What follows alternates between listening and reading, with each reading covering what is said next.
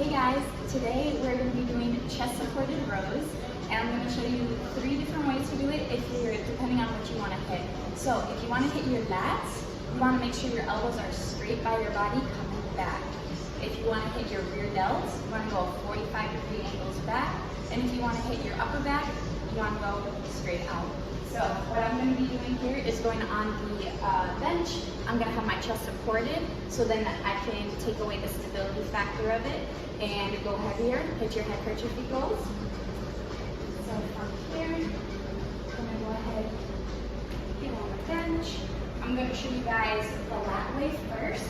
So the lats, your elbows are coming straight back towards your body. Rear delts, we're going to be going 45 degrees out, coming up, and then upper back, we're going to be going more out, elbows flared.